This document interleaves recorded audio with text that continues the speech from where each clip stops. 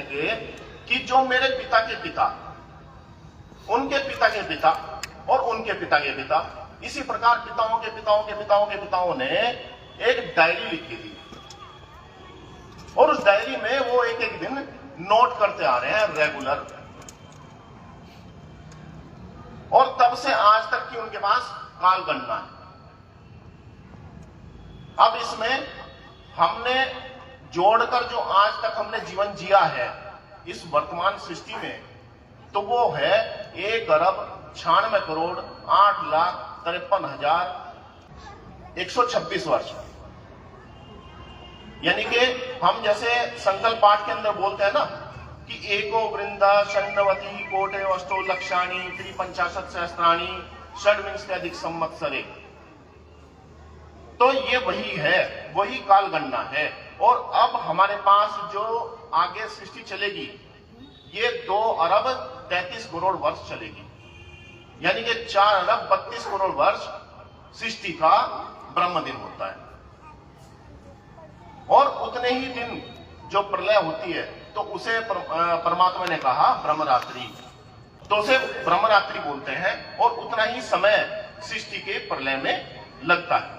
अब इसमें हम समय नापने को देखते हैं कि जैसे कि हम बोलते हैं कि कलयुग है, तो कलयुग में जो है अधर्म का बहुत प्रचार होता है, अधर्म बढ़ जाता है। सतयुग आएगा तो सतयुग में वेद का प्रचार होगा, हम सभी वैदिक होंगे, धार्मिक होंगे, जबकि ऐसा नहीं है, क्योंकि ये सभी समय नापने की एक विधि है। जैसे कि हम एक महीने को 30 दिन में बांटते हैं, 28 या 30 दिन में बांटते हैं, और एक दिन को हम घंटों में नापते हैं, और एक डे को हम मिनटों में नापते हैं, और फिर मिनटों को हम सेकंडों में नापते हैं। तो इसी प्रकार ये जो 4 युग बनाए हैं ये समय को बताने के लिए बनाए हैं। जैसे कि सतयुग है, सतयुग होता है 17,28,000 वर्ष का, और त्रेता होता है 12,96,000 वर्ष का, और द्वापर होता है 8,64,000 साल का, कलयुग होता है 4,32,000 वर्ष का। तो ये एक चतुर्युगी बनती है, ये चारों युग मिलकर एक चतुर्युगी बनाते हैं।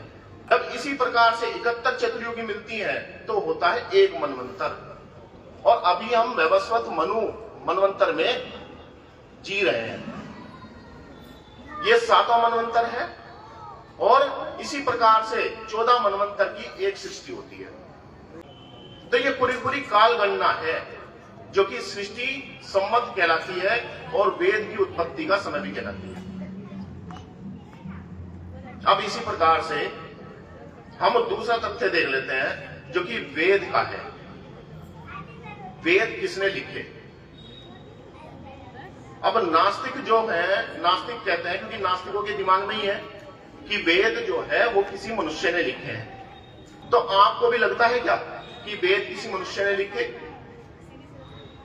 क्या वेद ऋषि ने लिखे? नहीं लिखे। तो वेद लिखे किसने हैं? वेद आए कैसे हैं? वेद है अपुरुषे। हम अगर नास्तिकों के हिसाब से देखें, नास्तिकों के अनुसार हम अगर चलें, नास्तिक कहते हैं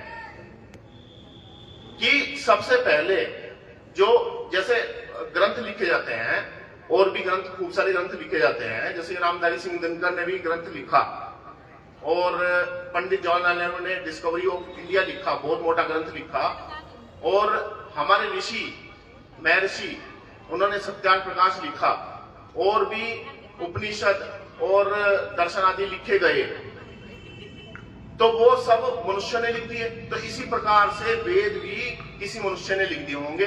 चलो मैं कहता हूं कि एक ने नहीं, 10 ने लिख दिए होंगे, 10 ने लिखे होंगे तो हजारों ने लिख दिए होंगे, लेकिन वेद को वो मानते हैं कि ये किसी मनुष्य ने लिखे हैं, किसी ईश्वर ने नहीं दिए। इसी आधार पर अगर हम देखें तो नास्तिक कहते हैं कि उनकी सृष्टि निर्माण के हिसाब से अगर हम चलें तो वो कहते हैं कि जब समुद्र बना तो समुद्र के भीतर मल्टी सेल्यूलर जीव बना। मल्टीसेल्यूलर से फिर वो बना यूनिसेल्यूलर यानी कि अमीबा। सेल्यूलर के बाद बनी मछली फिश, और फिश के बाद बना एम्फीबिया, एम्फीबिया के बाद बना सरीसृप जिसे कि रेप्टाइल कहते हैं हम, यानी कि सर्प आदि। और उसके बाद सरीसृप के बाद बना पक्षी, और पक्षी के बाद बना फिर मैमल्स। मैमल्स में आता है छोटा सा खरगोश टाइप का होता है, वो पेड़ पे रहता है, तो वो बना। उसके बाद फिर बनता है टार्सियस, टार्सियस के बाद लीमर, लीमर के बाद बबून, बबून के बाद बंदर, बंदर से फिर बनता है चिंपैंजी, और चिंपैंजी के बाद बनता है आदिमानव, और आदिमानव के बाद बनता है मानव। तब यहां पर बात यह आती है कि जब वेद किसी मनुष्य ने लिखे तो वेद लिखने के लिए उसकी भाषा भी उसके पास होनी चाहिए थी। तो इनमें से किसी भी जीव के पास कोई भाषा थी कि वो वेद लिख सके? बताइए, क्या पहले मानव के पास भाषा थी? नहीं। क्या आदि मानव के पास थी? नहीं। क्या उस चिंपैंजी के पास थी? क्या बंदर के पास थी? क्या बबून के पास थी? क्या टार्सियस के पास थी? क्या लीमर के पास थी? क्या उस सर्प के पास थी? क्या उस मछली के पास थी? या उस यूनिसेल्यूलर जो अमीबा बना उसके पास थी? किसी के पास नहीं थी।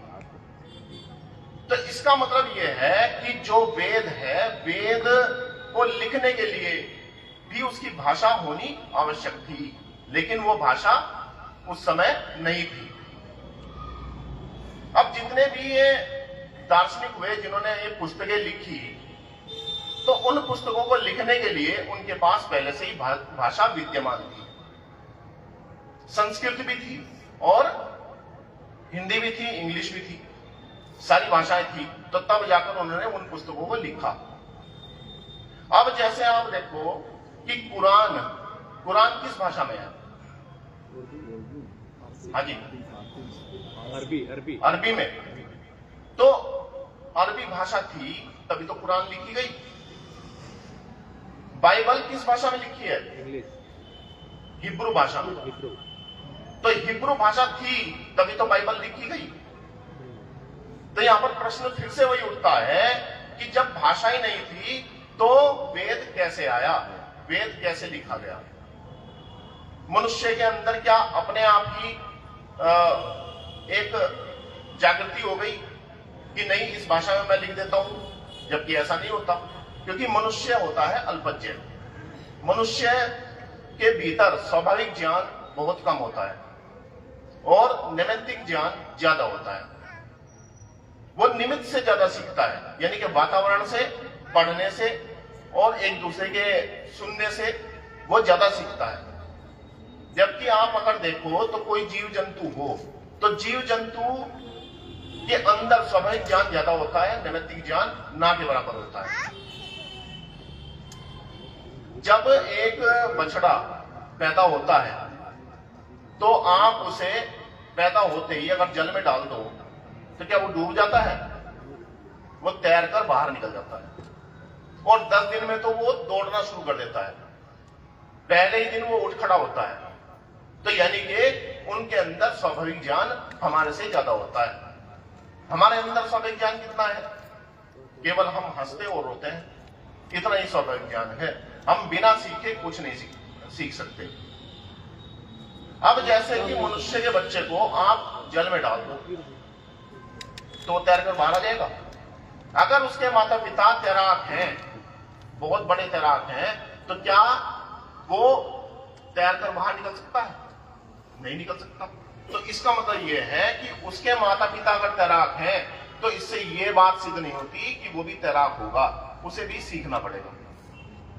जैसे डॉक्टर का बालक है तो डॉक्टर का बालक पैदा होते ही डॉक्टर नहीं होता, उसे डॉक्टरी के लिए एमबीबीएस करनी पड़ती है, पहले सारी पढ़ाई पढ़नी पड़ती है, 25-30 साल वो लगाता है, तब उसके बाद वो डॉक्टर बनता है।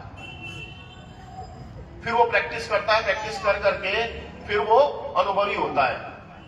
इसी प्रकार से इंजीनियर, इंजीनियर का बेटा क्या पैदा होते ही इंजीनियर बन जाता है? नहीं बनता, उसे भी सीखना पड़ता है। तो इसका अर्थ यह है कि मनुष्य का बालक बिना सिखाए कुछ नहीं सीखता। तो भाषा कहां से सीख गया? कि उसने वेद लिख दिया। अब यहां पर नास्तिक जो है वो दो बातें कहते हैं कि भाषा का विकास कैसे हुआ, हमने भाषा का विकास कैसे किया।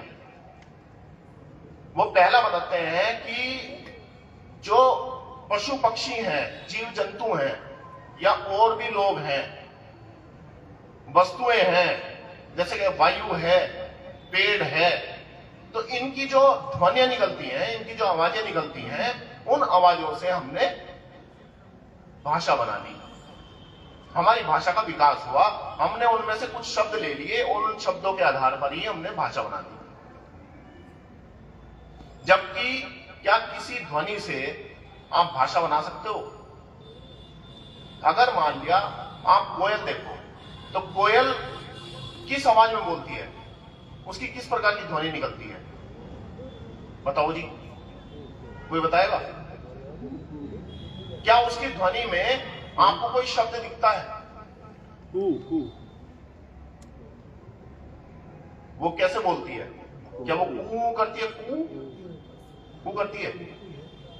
आप कभी ध्यान से सुनना कोयल को, वो कू नहीं करती। वो हमने केवल अपने आप ही एक अपनी परिकल्पना कर ली कि कोयल कू करती है, जबकि वो कू नहीं करती, कू करती है, ऐसे करती है कुछ। वायु जब चलती है तो क्या उसकी आवाज साए साए होती है? साए साए साए होती है? नहीं होती। आप कभी वायु की आवाज सुनना, वायु करती है हा, मतलब जब निकलती है, मैं भी नहीं बोल पाऊंगा, जब वायु निकलती है किसी वस्तु से टकराती है तो उसकी आवाज बदलती रहती है। जैसी वस्तु होगी उस पर जिस प्रकार से उसका टकराव होगा उसी प्रकार की उसकी आवाज निकलेगी, ध्वनि निकलेगी। तो इसका मतलब वायु भी साए साए नहीं करती। इसी प्रकार से हमने बहुत सारे जीव जंतुओं की आवाजें अपने ही अनुसार परिकल्पना कर ली शब्दों की, और फिर हमने कहा कि हमने तो भाषा बना ली, जबकि ऐसा नहीं है। दूसरा आता है, फिर वो कहते हैं कि अगर चलो ठीक है, हमने ये बात आपकी मान ली कि भाषा, इस भाषा के द्वारा, मतलब ये जो ध्वनियां हैं, इन ध्वनियों के द्वारा हम भाषा नहीं सीख सके, तो दूसरा तरीका है कि हमने इशारों से भाषा सीखी। हम इशारों में बात करते थे, हजारों वर्षों तक हम इशारों में बातें करते रहे। तो इशारों में बात कौन करेगा और कौन समझेगा?